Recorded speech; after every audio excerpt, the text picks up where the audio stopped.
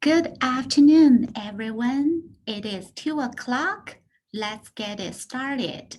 My name is Yiling Zhuang.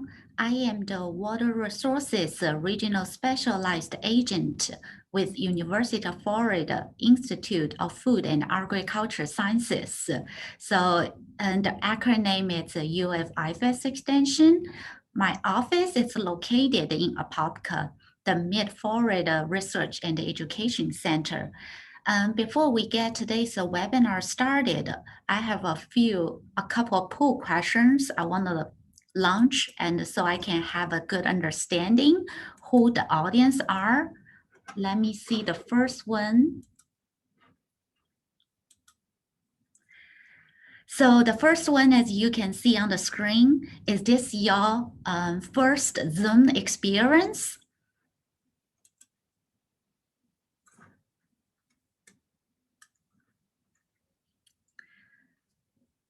We have some people indicated. Let me end the poll so you can see the results here. Some of you, this is your first experience of Zoom. So just a little bit quick tutorial of Zoom. I disabled the chat function because this video will be recorded. We want to keep all the personal information confidential. So please use the Q&A function. If you have any questions, so you can put it there. And this will not, all the questions on the Q&A will not be recorded.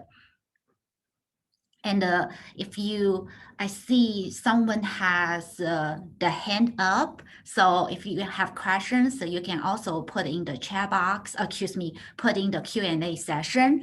Because this is Zoom webinar, you are not able to talk, unmute yourself and talk.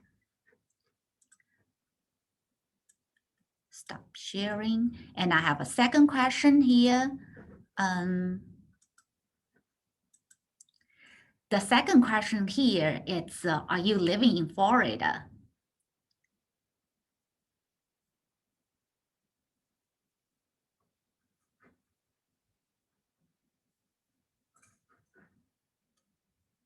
I will give 5 more seconds for this question.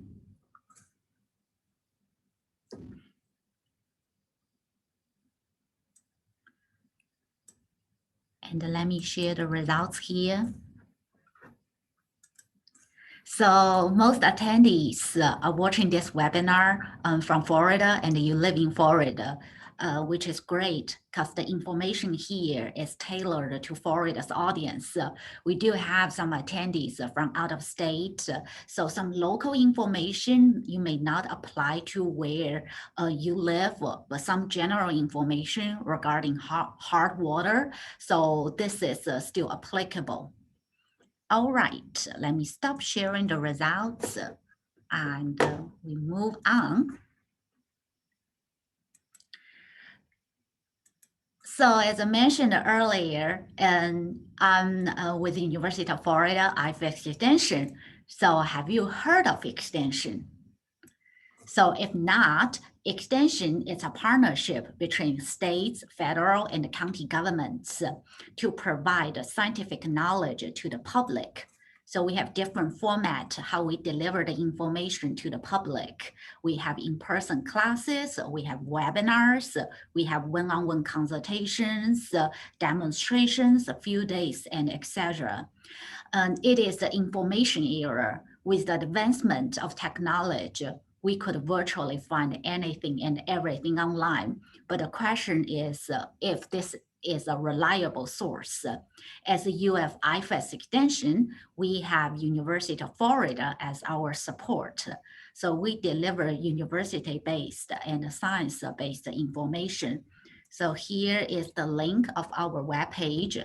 If you want to know anything related to Florida, you can start with this webpage. If you cannot find it, I encourage you to start from EDU. So a quick tip is you go Google and you put site EDU. You just type site EDU. So usually it will filter out other information and only give you EDU-based information. And thank you for your interest in this webinar. This talk is part of the private well and the septic system webinar series. If you missed the last one, Private Well 101, you can find a recording through this link. I will share the slides with you after this webinar. And to prevent inappropriate use of the recording, it requires to register to view the recording. And here are the upcoming webinars. Next month, we'll focus on lead in drinking water.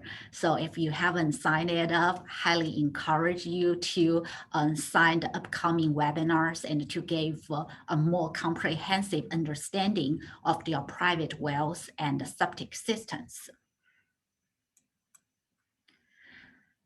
And before I answer the questions, what hard water is, let's look at water quality. And to be more specific, it's drinking water quality.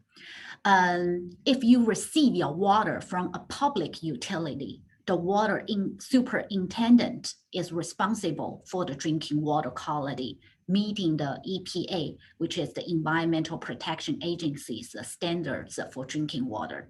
If you receive your water from a private well, then you are responsible to make sure your water is safe to drink. So what well owners can do to make sure the water is safe to drink? Annual water testing need to be a routine, and some basic water testing indicators include bacteria, nitrate, lead, and any contaminants of your local concern. You may need to test more than once a year if you have the following conditions, including a change in taste, odor, or appearance of the well water, or a problem occurs, such as you have a broken or missing well cap, or you have flooding in your area, or you know like there's a new contamination source near your well. And also, your well has a history of bacterial contamination. You may consider that test more than once a year. Or the septic systems recently has malfunctioned. And family members or house guests have some recurrent incidents of illness. Or you have an infant or nursing moms living in the home. You want to test it more than once a year. As I mentioned earlier, public water superintendent is responsible for the drinking water quality, meeting the EPA drinking water standard. These two links provide you the details of the federal maximum contaminant levels for public water systems. Although private wells are not regulated by the drinking water regulation, it is still a good reference when you have your water tested. And if you click these links and look at the primary and the secondary drinking water standards, you can now find a water contaminant called hard water. So let's look at what is hard water. Hard water is a result of dissolved minerals, including calcium, magnesium, and magnesium. According to the Water Quality Association, hard water is a very common problem affecting more than 85% of the country. The degree of hard water is measured by hardness. So here's the definition of hardness. The term hardness is applied to the soap neutralizing power of water. Soap will neither cleanse nor lather until all the hardness of water is precipitate. So hardness is usually reported in the term of an equivalent concentration of calcium carbonate, which is the amount of calcium carbonate required to cause a hardness equal to the cost by all the substances producing hardness in water. So to be honest, I'm not sure if the definition clarifies the concept of hard water or just confuse you more. So if it confuses you more, no worry, let's have a look from the other way. The other way to look at hard water, so we use the term, we use a measure of water hardness. according to the Water Quality Association standard, there are 4 categories of water hardness with the calcium concentration more than 10.5 grains per gallon or GPG, grains per gallon, or more than 180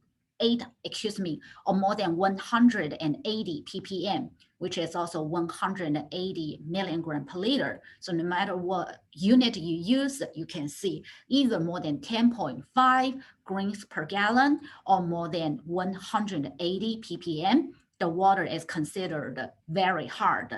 So when the level is between 7.0 to 10.5 grains per gallon, or you use a ppm, then it's between 120 and 180, the water is considered hard. So what do you think the water hardness is in your region? This map illustrates the data from 1975. Although this map is dated, what water hardness is based on major ion chemistry concentrations. Major ion chemistry in groundwater is relatively stable and generally does not change over time. This data have been found to be accurate and useful even in current assessments. So from the map, you can tell the red areas represent hardness higher than 180 ppm, which is considered very hard. And the white areas represent water hardness between 120 and 180 ppm, which is considered hard. So from the map, you can tell most areas in Florida have hard water. There is another map developed by the US Geological Survey. The darker the blue is, the higher the calcium concentration is in Upper Floridan Aquifer. So Upper Floridan Aquifer is one of the most productive aquifers in the nation. It is also the major drinking water source for most areas in Florida. So you look at the map, show all the blue here, actually also shows you the coverage of Floridan Aquifer. So south to Miami, north to South Carolina, and west to Alabama. So you can see it is a vast aquifer. So why calcium concentration is usually high in Florida's groundwater? It is mainly because the topography, we call it karst topography. Karst is a type of landscape that is formed by dissolution of the underlying carbonate rocks. Deep below the groundwater in Florida lies a layer of porous limestone known as the Floridan Aquifer. So these you can also tell from these pictures. So the next question is, how do I know how hard my water is? So again, it depends where you get your water. If you receive your water from a utility, you can contact your local utility for the annual water quality report. Or you can just go online. Sometimes they post a water quality report online. You can just download it and find the hardness. And if you receive your water from a private well, then you need to get water tested to know the hardness. So some of you may wonder where I can get my water tested and can I use these testing kits? So I got those questions a lot, like how accurate these testing kits are. So I did a comparison. I tested basic water quality indicators using test kits and lab equipment. The bottom line here is these testing kits are not sensitive enough for critical water quality parameters. And when I say critical, is those contaminants like bacteria, nitrate, and so. So you use those kits to test these critical indicators. When the kits tell you you have a problem, you probably already know or already experienced some symptoms, and you already knew you have a problem. And for non-critical parameters, so such as hardness, like pH, these kits are fairly accurate. It's still the uncertainty is high. So the example here is from the lab. It shows the hardness is 160. So you use the kit, it tells you there's like 100 or it's 120, but give you a good reference just to know if your water is hard or it's very hard. And if we go back to this table, you can see it's Florida doesn't really have moderate hard water. Generally, it falls into the category too hard, which is the calcium concentration is between 120 and 180. So let me move back. So you can see the results here. Like I mentioned, for non-critical parameters such as hardness, they can be accurate, but still keep in mind that the uncertainty is still high. So we suggest you using a certified lab for your annual water testing for bacteria, nitrate, and lead. I have a list of certified labs, which is Florida Department of Environmental Protection certified labs, commercial labs, you can test your water. So far, I've talked about the definition and the formation of hard water. Now, let's look at the pros and the cons of hard water. So first of all, just from the definition, you know, hard water is a result of dissolved minerals, calcium, magnesium, and magnesium. So these minerals, like we know, calcium, magnesium, they are non-contaminants. They are essential daily nutrients. Meanwhile, research does not show adverse health effects of drinking hard water. And the cons for hard water here seems to be a long list. So, however, if you look into the list, it is mainly related to washing, such as soap scum in sinks and bathtubs, spots on dishes and shower doors, as well as plumbing, such as clogged pipes from buildup of the minerals. These two pictures show the quite severe effect of very hard water. Please keep in mind the degree of the clogged pipes, like the right picture, does not happen overnight. It's accumulation of years and years of mineral buildup. And another concern for hard water, more like cons for hard water, when hard water is heated, such as in a home water heater, solid deposits of calcium carbonate can form. Then it can decrease the efficiency of your water heater. Public water supplies are typically softened if hardness values are greater than 200 ppm, which is considered beyond very hard. And the lime softening is not necessarily usually, it's sometimes used. And the lime softening is a water treatment process that uses calcium hydroxide, or we call it lime water, to soften water by removing calcium and magnesium ions.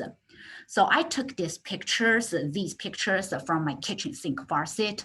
The left one, it's right after lime softening. The water sometimes can be very cloudy because the utility add lime softening and the water sit in your pipes and not really washed out. It can be that cloudy. And this type of cloudy, you can leave it there. It's not like those aeration, it won't get clear. So it's just like that kind of cloudy. And after the system is flushed, then it's the right picture. You can see the water becomes clear. So water hardness, like I mentioned, it's not a contaminant. Treatment is a personal preference. Generally speaking, the hardness level below 7 grains per gallon, which is also 120 ppm, will probably not cause any major scaling or soap fumes. If you decide to treat hard water, chemical precipitation and ion exchange are the two softening processes mostly commonly used. So first, let's look at ion exchange. It is sometimes it's called like water softeners because water softening devices have long been available in water treatment industry. This technology is highly developed and in most cases works well to reduce hardness level. How does ion exchange work? So this diagram illustrates the mechanism. It is a physical and chemical process, filters the water through an exchange medium called resin. Typically, the resin is a synthetic or natural sand-like material coated with a positively charged sodium ion. As the calcium and magnesium dissolves into positively charged ion, an ion exchange environment is created. The water flows through the unit while the resin releases its sodium ions and readily treats them for the calcium and magnesium ions. The water flows out of the device is now considered soft. So this is just like the diagram shown here. That's the mechanism of ion exchange. And just in a short sentence, it's you use the sodium ion to replace the calcium and the magnesium ion in water. So what is the advantages or what is the pros of water softeners? Like I mentioned earlier, it is a very well-developed technology. It's a mature technology. We know it works. And like most homeowners would agree that hard water leaves scales on the pots, soap fumes on skin, the detergent curds in the washing machine. It's kind of a nuisance. So using water softeners can reduce these issues and extend the life of appliances. And also use less of the household cleaning products. And then what's the cons of water softeners? First of all, when you have the water softeners, because like the magnesium, you know, it's using the sodium ion to replace the calcium and magnesium, then the salinity is high. So it is not recommended for watering plants.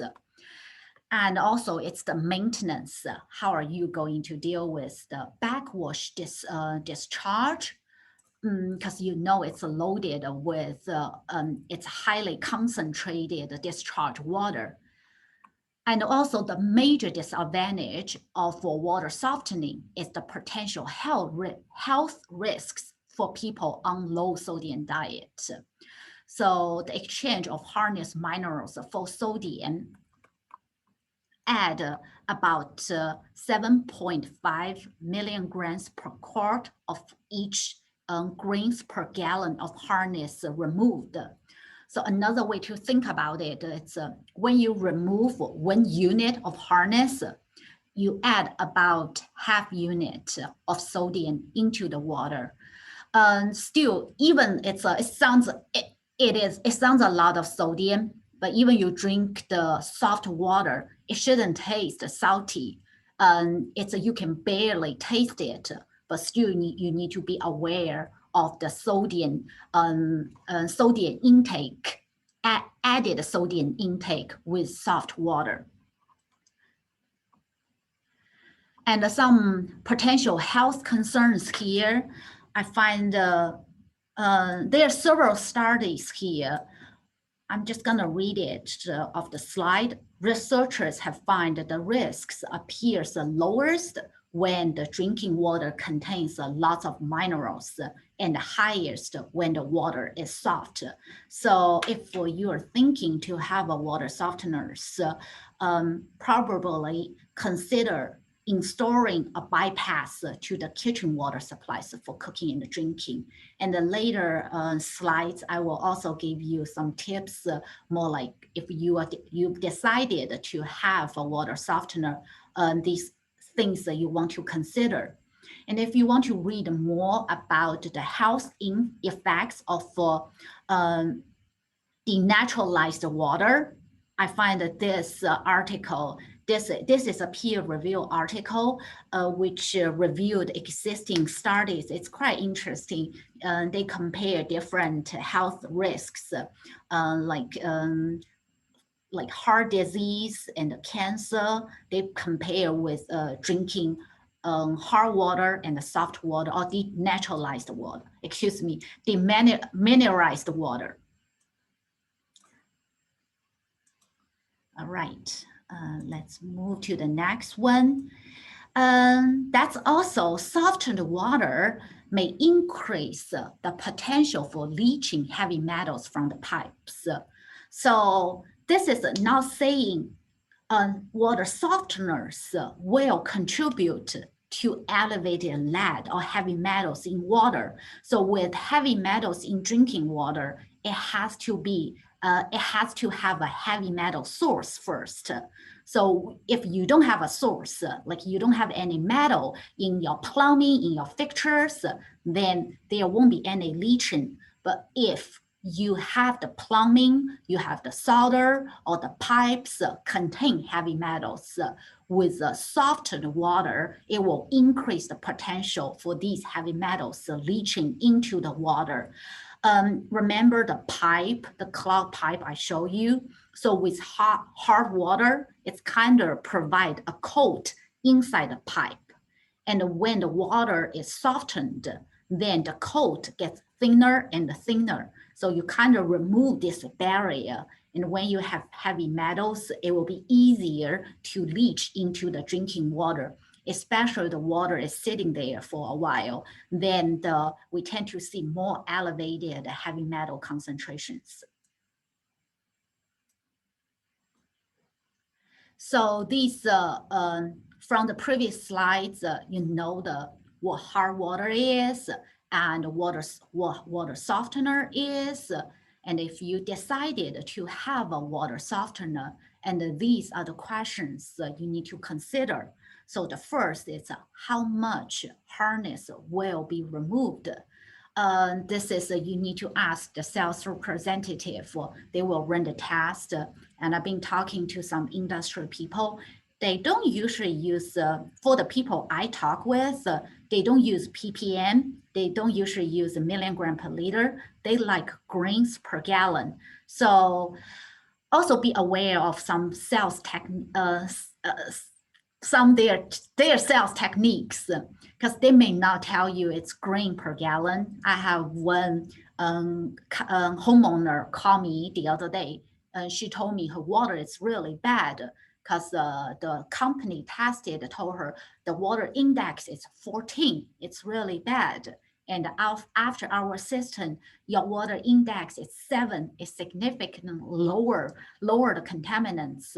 So I was a little bit confused at first. Then I realized she was referring to the water hardness in grains per gallon. So before that, it was 14 grains per gallon, which is very hard. And they lower it to 7 grains per gallon, which is the bottom line of hard water. And if we usually think if it's lower than 7, it probably will not cause any significant buildup issues. So if you decide to have a water softener, think about how much hardness will be removed, and also how much softened water will be needed. How easy is a softener to clean or to repair? Then if everything needs maintenance, then who will provide this service? And also it's how much is your water soften? How much will it cost? I did a quick search. It really varies. So like could be like $500 or even really fancy. I think I even find more than $3,000, but that's kind of the range of the water softeners. And don't forget the maintenance cost, which is you use salt. Salt a bag is about $5 to $7 per 40-pound bag.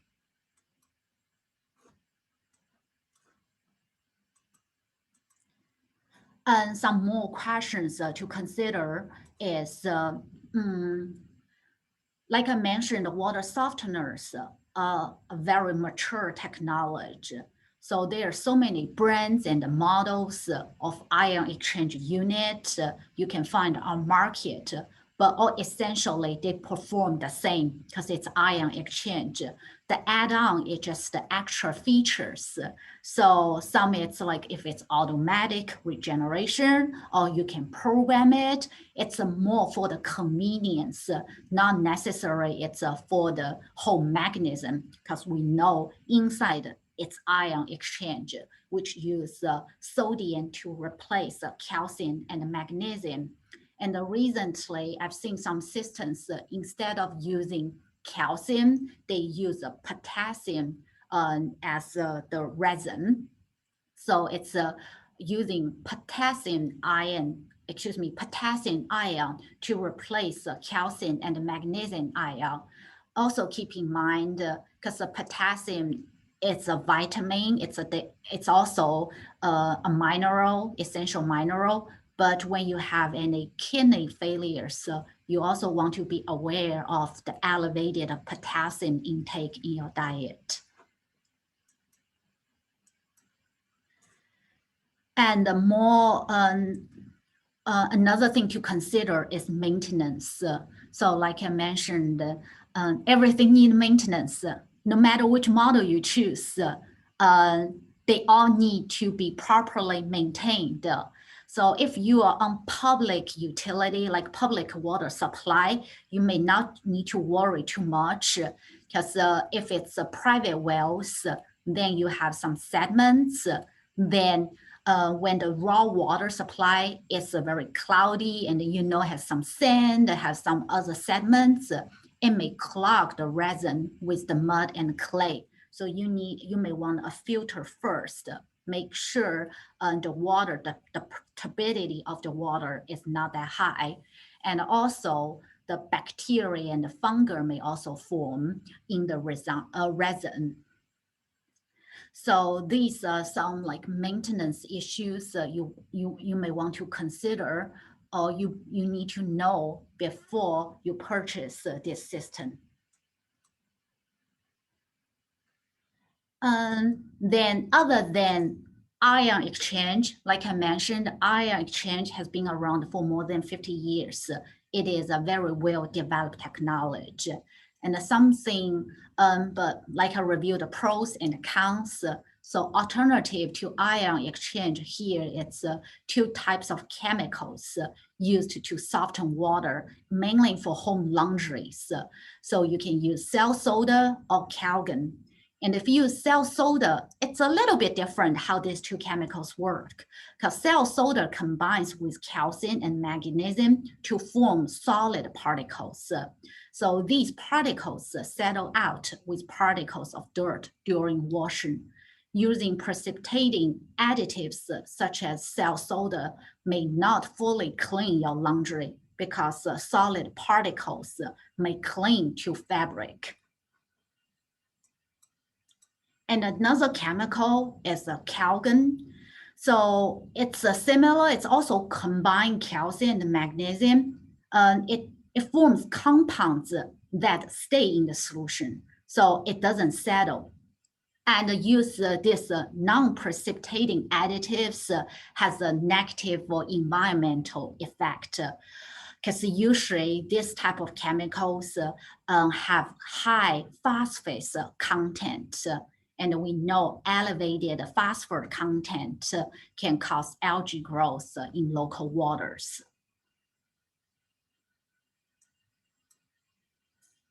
And something else here, it's a newer technology. It's a magnetic conditioning. So I learned that a few years ago.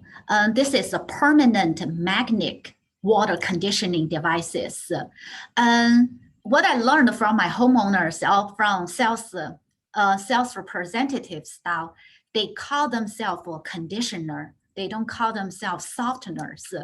I don't know how much truth in it, because to me, water conditioners, water softeners, they sounds like all to ion exchange. But one sales representative told me when it's a conditioner, then it's the magnet. So it's not ion exchange. But anyhow, if they use magnetic, if it's a magnetic water conditioning devices, because it's very new, so far it doesn't have like very consistent results like ion exchange, because we know it works. It will make the water soft. It will decrease the calcium concentration. But so far, magnetic conditioning, just research hasn't shown significant changes.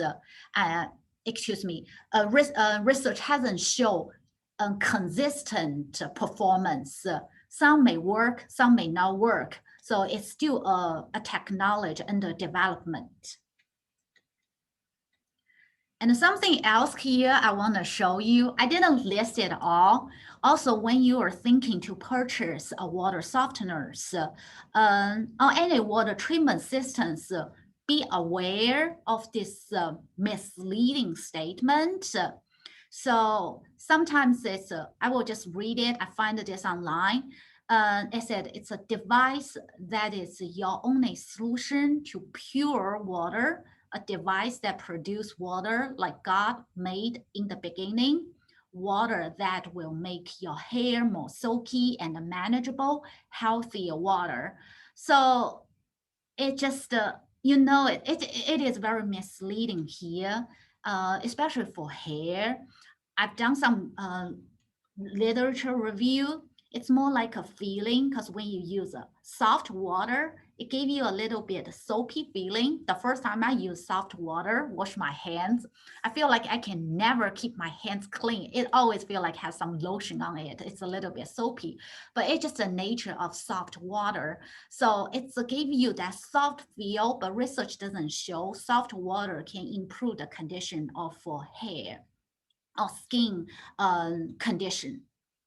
And something else be aware of, it's a mixed jargons with the misused technical terms. This is also, I call like some water companies.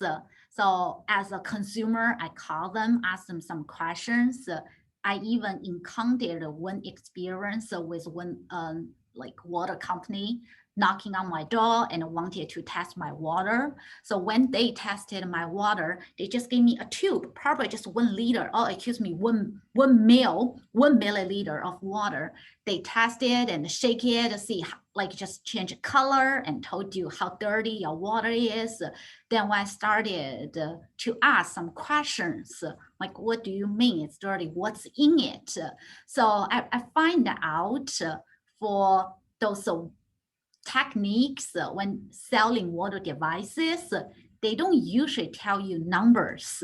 So I always suggest if you're considering to purchase a water device, then you want to ask them like Hardness, ask the questions like, what is my hardness before and what is my hardness after? Or even just ask what hardness is measured. What do you measure hardness?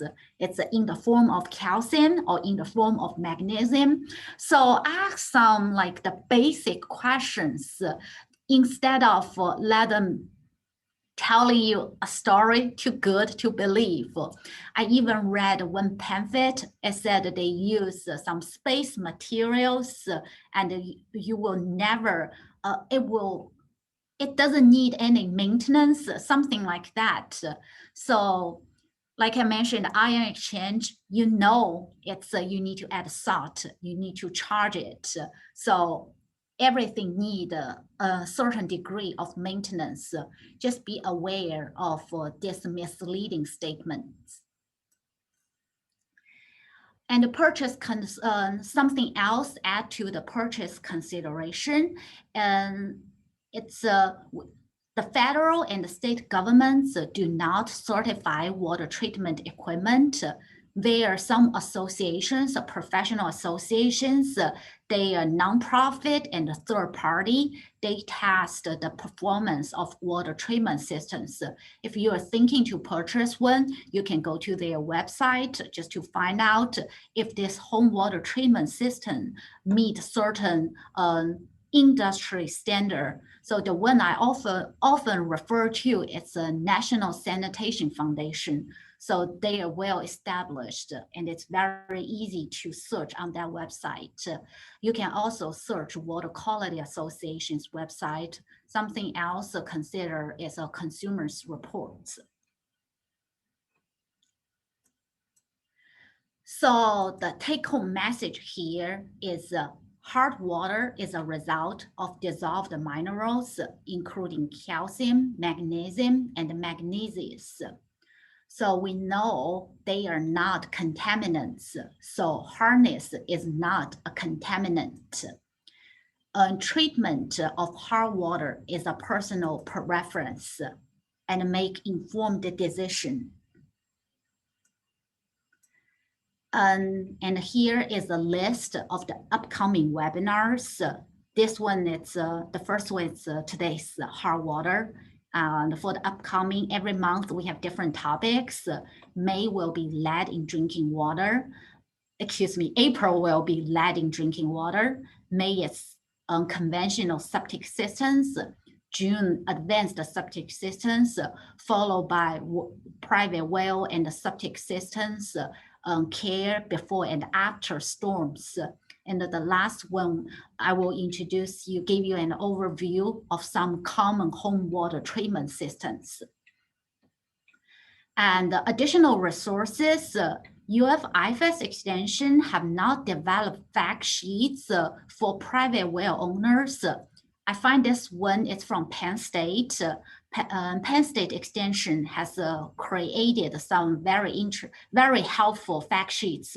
So if you want to know more about water softening, here is the link. And also, sometimes it's people have water softeners, not necessarily for calcium, it's more for iron. So if you have iron in your water, what you can do. And this is the link of the first link, it's a licensed well contractors. And the next link is certified lab.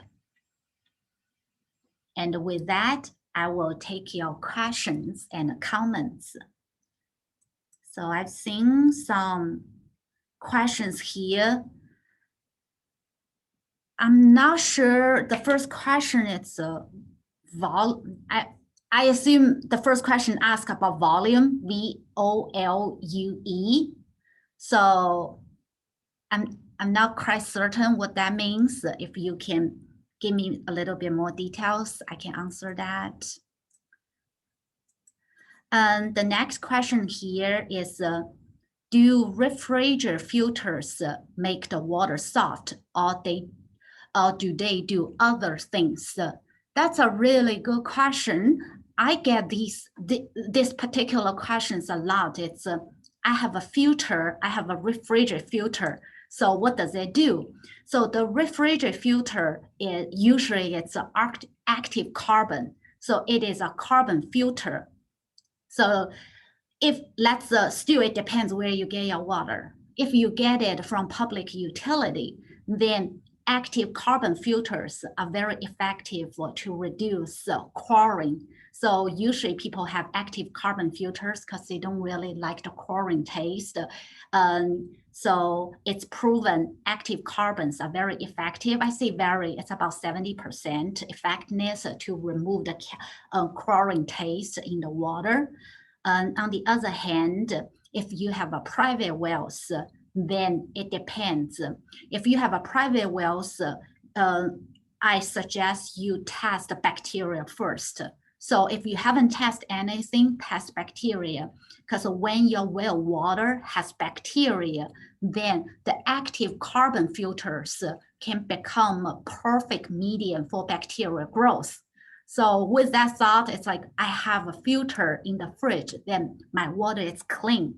But that's really, it's like if it doesn't have any biological contaminations, then it can remove some impurities.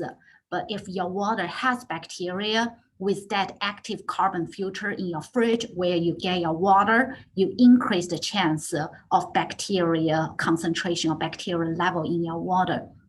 And the reason for that, it's because your active carbon filter, it's processed carbon, so it is extremely porous, which means it has a huge surface area. 1 ounce of active carbon has about 1 square mile of surface area. So you can imagine like how much it can absorb.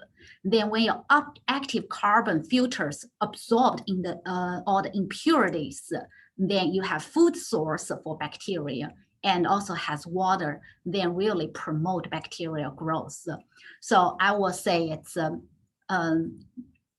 you want to if you want a refrigerator filter, depends on if you have bacteria or not. If you don't have a bacteria, then it can remove certain inorganic impurities.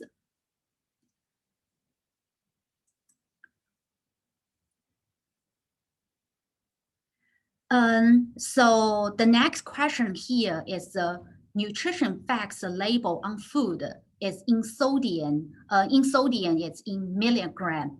How much sodium in milligram is in a 8-ounce glass of softened water? So this is, I hate to give the answer, it depends. Because the reason I say it depends, it's what's the hardness level here, is what's your treatment level here. So I can, if we assume the current hardness is 200 milligram per liter, and you reduce it just for the sake of calculation, it is 200 milligram per liter now, and you want to reduce it to 100 milligram per liter, then we know the difference here is 100 milligram per liter. And usually say it's when you remove 1 unit of hardness, you add 0.46 unit of sodium. Again, for the sake of calculation, let's say remove 1 unit of hardness, you add half unit of sodium. So we want to remove 100 milligram per liter of calcium in water, then you add about 50 milligram per liter of sodium. So I hope this gives you a general understanding of how much added sodium is. Just based on that assumption, like from 200 to 100, when you drink 1 liter of softened water, you are adding extra about 50 milligram in sodium. So I hope I answered the question. And if you want to know more, I can show you some calculations and walk you through how much sodium is added. And again, ion exchange, it's a very mature. You can have a bypass. I know a lot of people are doing that now. So what they do is they only have water softeners for the hot water line. So only the water goes to water heater is softened water. Then all the cold water is still like hard water. And some other bypass that you can do is just for the kitchen sink. When you cook, that water is now softened water. So in that way, you are now drinking elevated sodium water.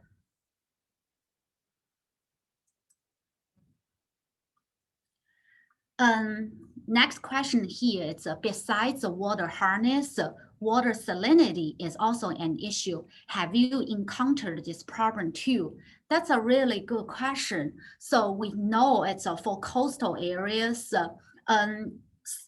groundwater, like seawater intrusion, already increased the groundwater salinity, but so far there's no like large scale, let's just say statewide groundwater salinity map.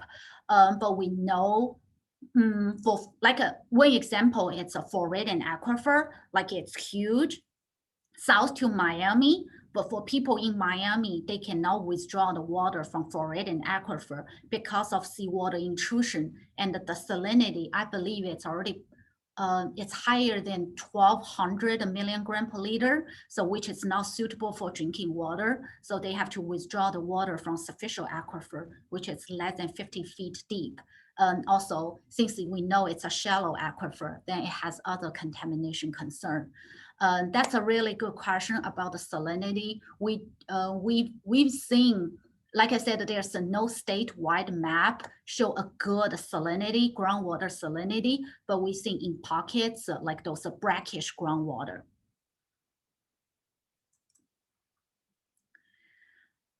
And the next question here is, are there any problems with using chlorine to remove sulfur and iron? So that's a really good question. Chlorine actually, there are two ways to remove iron I keep saying iron. There are two ways to remove iron in water. And first of all, most areas in Central Florida, it's iron, it's natural occurring. So like especially you have a private well, you have iron based on looking at like your toilet. You can see the brownish color. So chlorine, it's very effective to reduce iron in water. That's also why like the utility water, you don't usually see they have iron in it.